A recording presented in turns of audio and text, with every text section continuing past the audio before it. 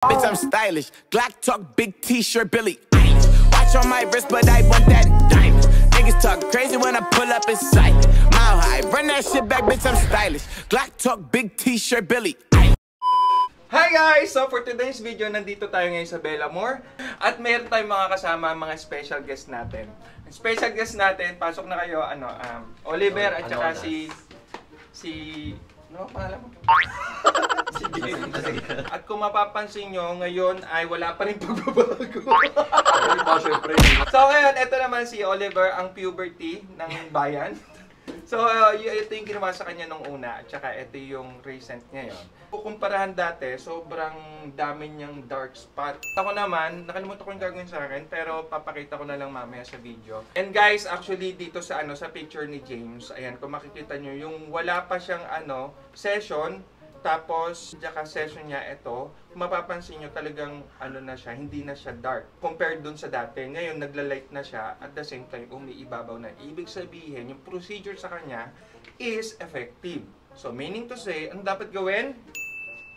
Di ka na mag-isip, mag-inquire ka na dito sa Bellamore. Ito yung Facebook page nila, okay? And then, at gawin na natin ang procedure. Let's go! Sabihin nyo naman, let's go. Let's go! Gusto ko walang yung energy! Sabihin na sige. Okay, 5, 4, 3, 2, 1. Let's go! Ganun! Duro.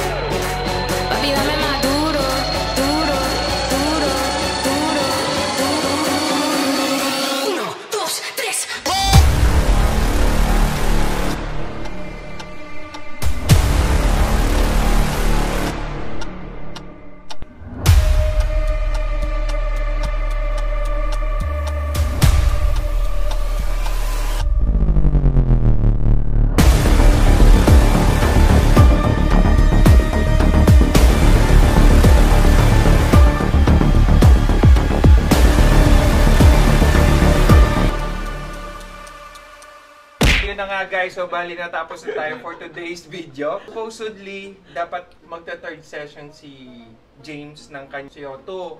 Kaso nga lang, dahil chinek siya, Nag-healing pa. nag-healing pa yung kanya. So, ngayon, ang ginawa na muna sa kanya, nilinis yung pagkatao niya, tsaka yung kalulu.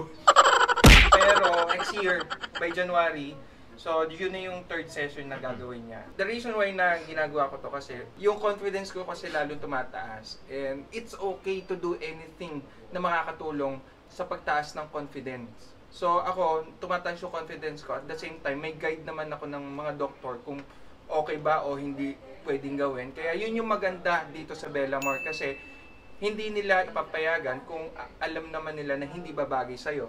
Hindi mo ikaka-benefit kasi pangalan talaga nila yung nakakasalalay dito. Kaya naman, kung naghahanap kayo ng mapapagkatiwalaan na clinic, which is ito na yun, ang Bellamore. Sana nag-enjoy kayo sa ating munting video. Sa susunod na ulit na video.